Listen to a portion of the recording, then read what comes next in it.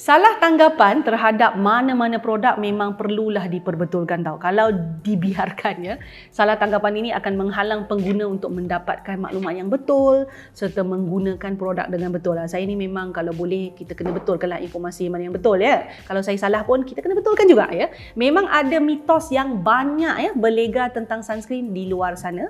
Jadi di dalam video ini saya mahu kongsikan fakta yang berasaskan sains untuk kita faham tentang sunscreen dan menghapuskan semua mitos tentang sunscreen ini.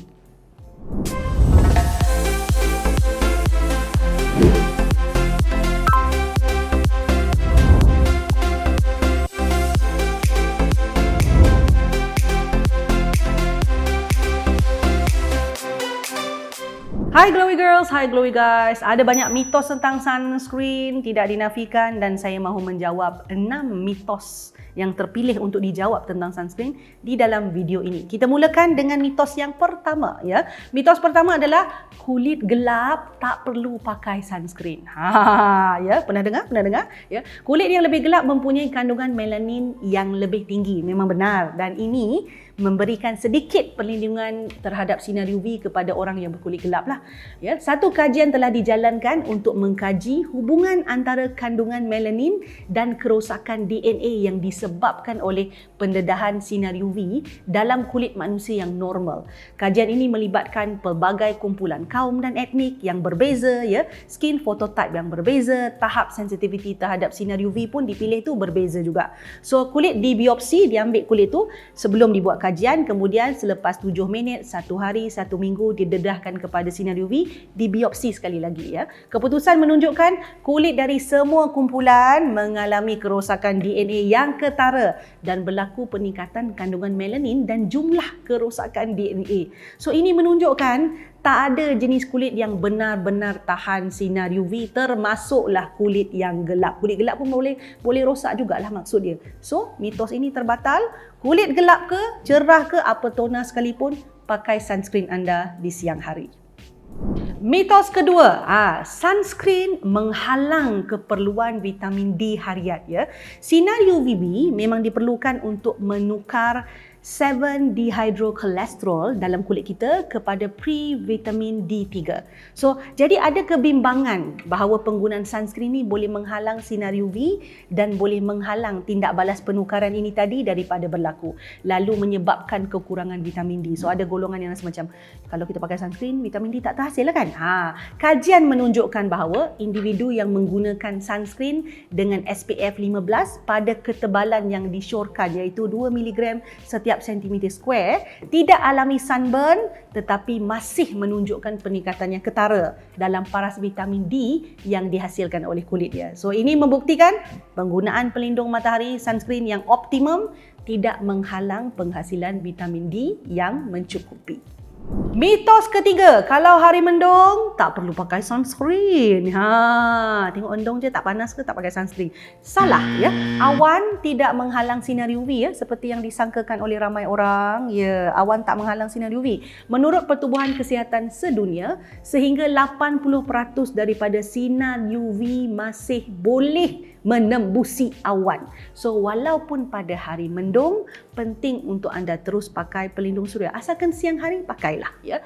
Cara paling terbaik adalah anda boleh gunakan aplikasi cuaca di dalam handphone anda. Cek indeks UV, periksa indeks UV, dan kalau indeks UV itu tinggi, biasanya kalau hari mendung saya pernah periksa, tinggi juga ya indeks sinar UV itu. So tetap pakai sunscreen sebab awan tidak boleh menyebabkan sunscreen itu, bukan sunscreen, sinar UV itu terhalang, tak boleh. Mitos keempat, kerja indoor tak perlu guna sunscreen ya. Walaupun semasa bekerja dekat dalam rumah, dalam bangunan ya, anda berkemungkinan besar masih boleh terdedah kepada sinar UV di siang hari, masih boleh.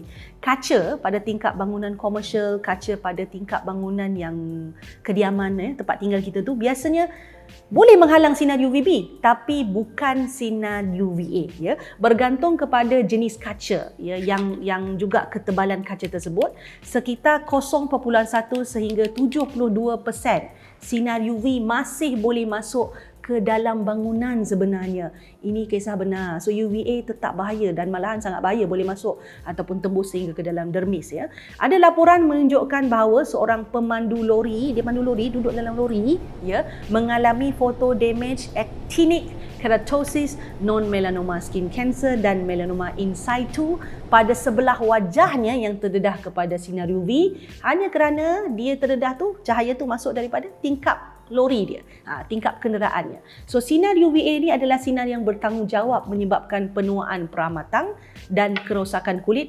sehingga ke lapisan dermis. Jadi jika anda mensasarkan untuk kelihatan awet muda, tak nak kulit nampak tua ketara sangat sebelum usia ya, penggunaan sunscreen adalah amat digalakkan, malah terbukti berkesan dan perlu dipakai di siang hari. Amat disarankan dipakai di siang hari di dalam bangunan. Mitos kelima, guna sunscreen sahaja sudah cukup untuk cegah kanser kulit. Ini lain pula, melampau juga pandangan terhadap sunscreen ni kan. Walaupun sunscreen ni adalah alat yang baik untuk perlindungan daripada sinar UV, tetapi tetap tak ada ya sunscreen yang boleh menghalang 100% sinar UV. So langkah perlindungan tambahan perlulah diamalkan, terutama untuk mereka yang bekerja secara direct di bawah sinar UV lah ya. Pakai topi yang punya bahagian tepi yang lebar tu, pakai pakaian yang ada sifat perlindungan suria ya. Usahakan untuk berteduh sebanyak mungkin, elakkan bekerja pada waktu indeks UV memuncak iaitu sekitar 10 pagi hingga 4 petang ya, dan pakailah cermin mata hitam yang mempunyai perlindungan UV juga.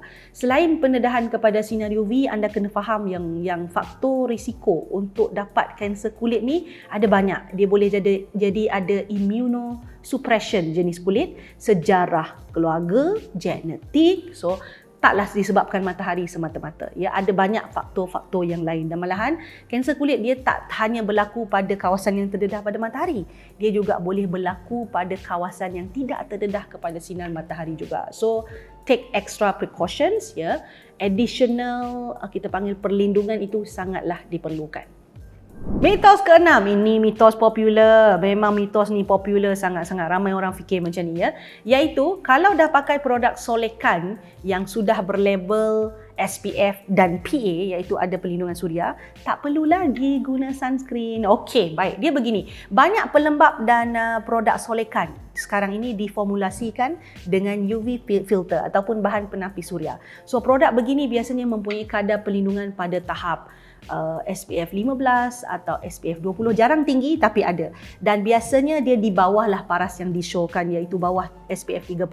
So inilah sebabnya anda masih perlukan sunscreen walaupun anda sudah pakai produk yang ada UV filter. Lagipun tabiat memakai orang pun lain-lain juga. Kalau kita pakai alat solekan ya, kebanyakan individu tak akan guna dalam jumlah atau kuantiti seperti mana kita pakai sunscreen. Kalau tidak, banyaklah kat muka kan. Contoh kalau kita pakai tinted moisturizer yang ada SPF, yang ada PA++ labelnya itu, kita tak pakai seperti mana kita pakai sunscreen. Oleh sebab itu, kalau kita hanya bergantung kepada produk solekan tersebut, dikuatiri perlindungan UV itu tidak optimum. So sangat-sangat digalakkan anda tetap konsisten memakai sunscreen, dan anda juga boleh tambah ya ataupun disusuli dengan penggunaan solekan yang mempunyai perlindungan suria. Tidak menjadi masalah. Perlindungan optimum lebih baik daripada perlindungan yang sedikit-sedikit sahaja. Ada tak mitos lain yang anda tertanya-tanya tentang sunscreen ini yang anda mahu saya jawab berbekalkan ataupun dibuktikan dengan kajian-kajian saintifik? Bukan saya yang sebut, memang ada kan. Memang ada kajian saintifik yang boleh memotong ataupun memintas mitos-mitos yang berkeliaran di luar sana. Kalau ada persoalan seperti itu, you need some clarification, ya. Let us know, tuliskan dekat comment section. Let me see if I can do next video tentang mitos-mitos sunscreen ini, part 2. Bye-bye. Suka video yang saya selalu kongsikan? Apa kata? Jangan apa kata, buat sekarang ya. Subscribe channel saya, like, share dan pastikan tekan butang loceng tu. Yang ada loceng tu, yang cute-cute loceng kecil tu tekan supaya anda mendapat notifikasi setiap kali saya masukkan video baru. Jangan terlepas, jangan tertinggal. Buat sekarang.